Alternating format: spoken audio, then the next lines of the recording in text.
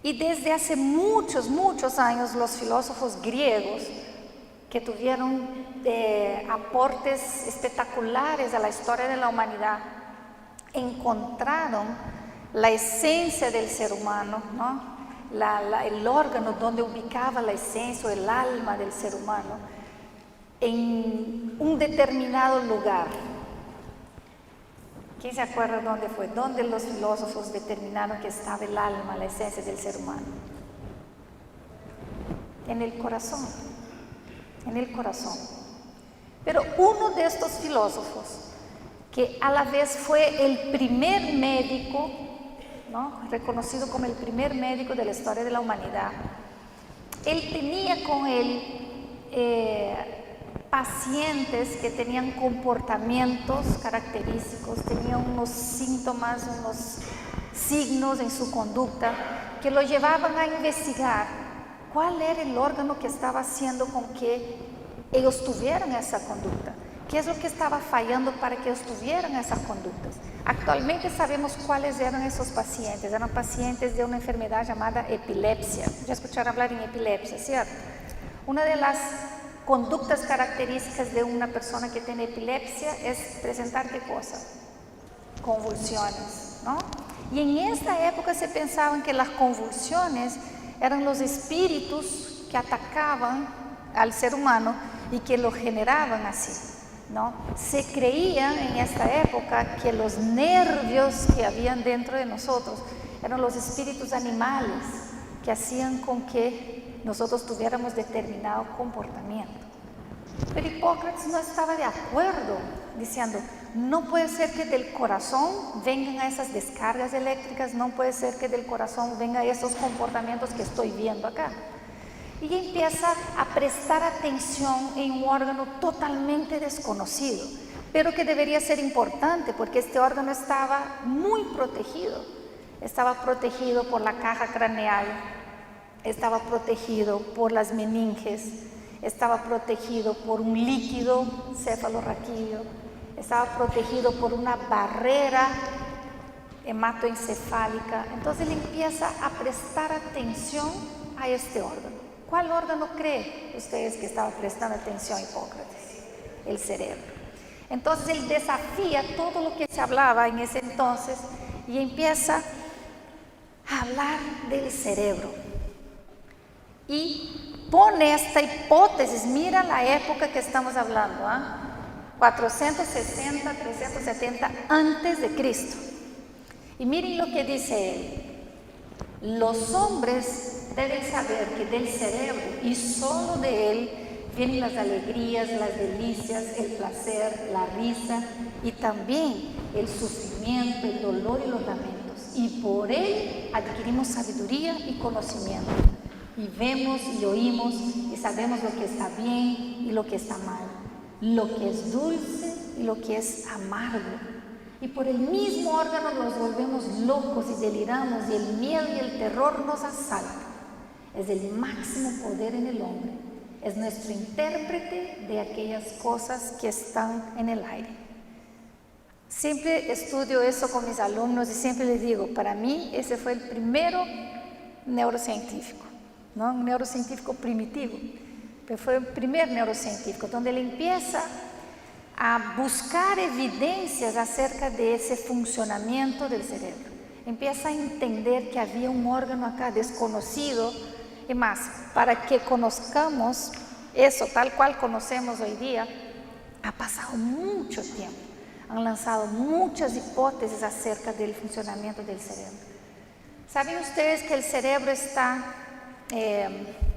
poblado, por así decir, de muchas células? ¿Cuáles son esas células nerviosas principales que hay en el cerebro? Las neuronas. Pero las neuronas no están solitas.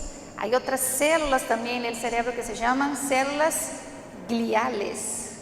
que son otras células que acompañan las neuronas y que ayudan a hacer con que el cerebro sea totalmente funcional. Pero hasta que nosotros llegáramos a este conocimiento, muchas cosas se han especulado, muchas hipótesis se han hecho acerca de qué es el cerebro, cómo funciona. Antes se pensaba que el cerebro era una sola célula gigante que estaba acá dentro y que se conectaba con todo el cuerpo. Hasta que cuando encontraron un pedacito del tejido cerebral y hicieron una técnica para ver de qué estaba conformado, se han dado cuenta que habían miles y miles y miles de células solamente en un pedacito de tejido cerebral. Entonces, mucho se ha avanzado en el conocimiento del cerebro. De las manos de los filósofos ya entró a las manos de los médicos, de los neurólogos, de los físicos. Hubo una época de la historia que marcó la década del 90, que marcó una inversión para que se investigue al cerebro humano. Y más aún, muchas cosas que nosotros fuimos entendiendo del cerebro humano, no entendimos a partir del cerebro humano, entendimos a partir de qué. ¿De dónde creen que hemos sacado información? ¿Ah? No lo escucho. De ver el comportamiento, fuimos intentando entender a ese cerebro. Y por eso que tenían que hacerse estudios no solamente en seres humanos, se hacían estudios para entender el cerebro en qué, en animales, ¿no? Se hacían estudios en animales para entender cómo funciona un cerebro, un sistema nervioso más sencillo, menos complejo que el del ser humano, y sacar la deducción. Se hicieron estudios en cerebros de personas que tenían enfermedades, como por ejemplo, cómo se ha descubierto que existe una región acá en el hemisferio izquierdo que está vinculada con el lenguaje expresivo, porque hubo un paciente de un neurólogo que no podía hablar ninguna palabra que no fuera la palabra tam, y el doctor lo trataba y él solamente lograba hablar tam, tam, tam, tam. Y cuando se muere Tam, la familia dona el cerebro de Tam para que este neurólogo con su equipo lo pueda estudiar. ¿Y qué encuentra este neurólogo? Encuentra una lesión enorme en esta región. Por eso que esa región pasó a ser denominada región de Broca. Algunos de ustedes que estudiaron lenguaje, dificultades de lenguaje, ya escucharon hablar de la zona de Broca, ¿cierto? La región de Broca. Es una región en el cerebro que está vinculado con el lenguaje expresivo. No es el centro del lenguaje como pensábamos hace años atrás, porque ahora con las neuroimágenes, que son imágenes que nos dejan ver al cerebro en funcionamiento, el cerebro vivo en funcionamiento, ya sabemos que hay otras zonas que también participan del lenguaje. Entonces, entender al cerebro humano nos ha tomado mucho tiempo. Lo que sabemos hoy sobre el cerebro puede ser que mañana se haya modificado, porque con las investigaciones estamos entendiendo más. Por ejemplo, cuando empezaron a investigarse en esta etapa, por ejemplo, la época de Galeno, que estudiaba en sí al cerebro, que buscaba entender cómo funcionaba, les faltaban a ellos el insumo básico para entender al cerebro. ¿Cuál es el insumo básico para entender al cerebro? El cerebro, el propio cerebro. Por eso que para la época del Renacimiento, con las conquistas, ¿no? Con la cantidad de muertos, los que estudiaban al cerebro comenzaron a tener los insumos. Comenzaron a tener ¿a quiénes? Los cadáveres, ¿no?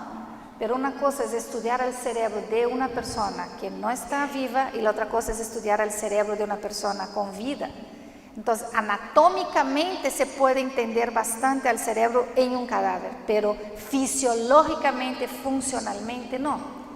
Y las neuroimágenes ahorita, que son imágenes que nos toman del cerebro en acción, nos puede decir tantas cosas acerca del funcionamiento del cerebro que nosotros jamás imaginaríamos que así era el cerebro humano. Por eso que se conforma una nueva ciencia que su objetivo es muy antiguo, ¿no? Que es entender al ser humano, nace en las manos de los filósofos, pero nace una nueva ciencia llamada neurociencia, que tiene como objetivo estudiar al sistema nervioso y al cerebro y saber la relación del funcionamiento de ese sistema con qué, lo que hemos empezado a hablar hoy día, con el comportamiento, ¿no? ¿Qué es lo que genera el comportamiento? El buen funcionamiento o el mal funcionamiento del sistema nervioso central. Y el órgano principal del sistema nervioso central es el cerebro. Entonces, la neurociencia en sí viene para aportar, para responder a esas preguntas que los filósofos griegos empezaron a hacer hace muchos años atrás.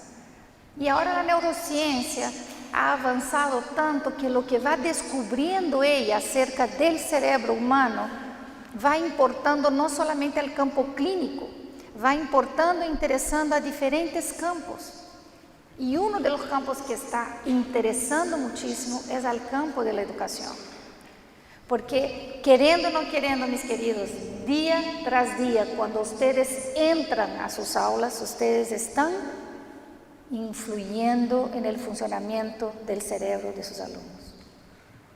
Ustedes tienen en sus manos el poder de transformar el funcionamiento del cerebro de estos chicos. ¿Y esto es serio o no? ¿Qué piensan ustedes? Demasiado serio. Yo no quiero que nadie en este salón falte respeto a los demás. Nadie me grita en este salón, ¿no? O mamás que vienen a decir, o profesores que vienen a decir, yo no sé por qué es hiperactivo, yo no sé por qué habla todo el tiempo, yo no sé por qué no para, yo no sé, yo no entiendo, creo que tengo que mandar a un psicólogo, tengo no sé qué. Y ahí yo le digo, mira al espejo y vas a ver por qué es hiperactivo, por qué está portándose así. Porque hoy día vamos a entender una de las formas de aprender del cerebro, ¿cuál es? Entonces, día tras día, no solo con lo que ustedes enseñan a los chicos, están modificando su cerebro, sino desde que, con este ejemplo que les doy acá, desde que ustedes están modificando el cerebro de sus alumnos. ¿Ah? Desde su forma de ser, de su forma de hablar, de su forma de actuar, también está influyendo en el proceso de desarrollo cerebral de sus alumnos.